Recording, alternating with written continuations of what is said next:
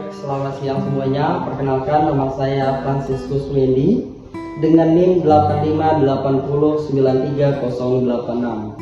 Pada video kali ini saya akan membuat kegiatan praktikum tentang struktur sistem pencernaan.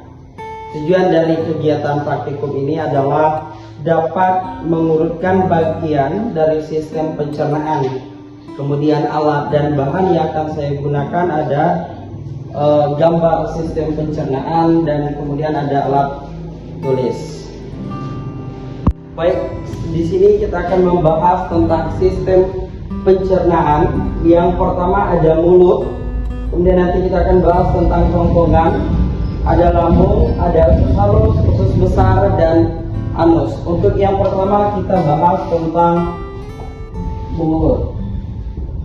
Teman-teman, seperti yang kita ketahui bahwa mulut merupakan bagian awal dari pencernaan. Di dalam mulut terdapat gigi, lidah, dan kelenjar ludah untuk membantu proses pencernaan pada makanan kita.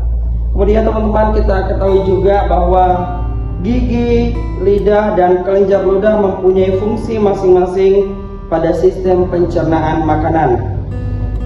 Yang pertama kita akan melihat tentang gigi, di mana gigi manusia dibagi menjadi 3 jenis. Yang pertama ada gigi seri, kemudian gigi taring, dan gigi geraham. Kemudian yang kedua ada bagian lidah. Lidah ini terletak di dalam dasar rongga mulut kita. Kemudian kelenjar ludah. Kelenjar ludah ini berfungsi untuk membantu pencernaan makanan secara kimiawi dengan bantuan enzim pitalin di dalam rongga mulut. Kelenjar ludah berjumlah 3 pasang. Yang pertama ada 1 pasang kelenjar ludah atas dan 2 pasang kelenjar ludah bawah. Baik, sekarang kita akan melihat sistem pencernaan yang kedua, ada kerongkongan. Teman-teman, di sini kerongkongan merupakan organ pencernaan setelah mulut, dan kerongkongan merupakan bagian saluran pencernaan yang menghubungkan rongga mulut dengan lambung. Kerongkongan di sini berada di belakang tenggorokan di sini. Ini adalah posisi dari kerongkongan yang ada pada manusia. Baik, selanjutnya kita akan membahas tentang lambung. Lambung di sini adalah dia terletak di perut sebelah kiri. Ini adalah bagian lambung kita. Letak lambung ada di perut sebelah kiri, bagian atas. Jadi perut sebelah kiri bagian atas itu merupakan letak dari lambung, di mana di dalam lambung itu akan terjadi pencernaan makanan secara mekanik. Di dalam lambung ini nanti akan terjadi makanan secara mekanik, yaitu proses pengadukan makanan oleh dinding lambung. Di dalam lambung juga akan terjadi pencernaan kimiawi. Baik, sistem pencernaan selanjutnya yang akan kita bahas adalah usus halus. Di sini usus halus ini merupakan usus yang terdiri dari 3 bagian. Yang pertama ada usus 12 jari, kemudian usus kosong, dan usus penyerapan. Seperti yang kita ketahui bahwa usus halus ini berfungsi menyerap sari-sari makanan yang merupakan sumber energi bagi tubuh. Penyerapan sari-sari makanan dilakukan oleh pembuluh-pembuluh kapiler darah yang ada di dinding usus halus. Jadi posisi dari usus halus ada di bagian sini. Baik, organ selanjutnya atau sistem pencernaan yang akan kita bahas adalah usus besar. Teman-teman, usus besar di sini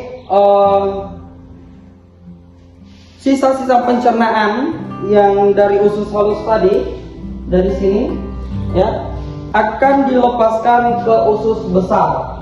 Dari sini makanan akan dilepaskan ke usus besar, dan di sini merupakan letak dari usus besar itu sendiri, di mana usus besar memiliki tambahan usus yang disebut dengan usus buntu. Di bagian sini ini dinamakan usus buntu, di mana usus buntu biasa juga dikenal dengan kata ilmiah atau biasa disebut dengan appendistis, di mana ketika terjadi peradangan pada usus buntu atau appendistis ini, maka usus buntu itu akan dipotong. Kemudian seperti yang kita ketahui bahwa usus besar mau berfungsi untuk mengatur kadar air dalam sisa pencernaan. Bila berlebihan, air dalam sisa pencernaan tersebut akan diserap oleh usus besar. Dan usus besar ini sebaliknya terdapat bakteri coli, ya, atau biasa disebut Escherichia coli, di mana bakteri ini berperan membusukkan sisa pencernaan menjadi kotoran, sehingga kotoran menjadi lunak dan mudah dikeluarkan. Dan sistem pencernaan yang terakhir yang akan kita bahas adalah tentang anus. Teman-teman, seperti yang kita ketahui sebelumnya bahwa anus memiliki fungsi utama, itu adalah sebagai saluran pengeluaran feses atau kotoran dari dalam tubuh kita. Anus merupakan bagian akhir dari sistem pencernaan, dan anus itu bertepatan di sini, posisinya di sini. Ada beberapa fungsi dari anus yang dapat kita pelajari. Yang pertama adalah mengeluarkan feses dari dalam tubuh. Dia akan mengeluarkan feses atau kotoran dari dalam tubuh. Kemudian mengontrol proses pengeluaran feses melalui sphincter anus.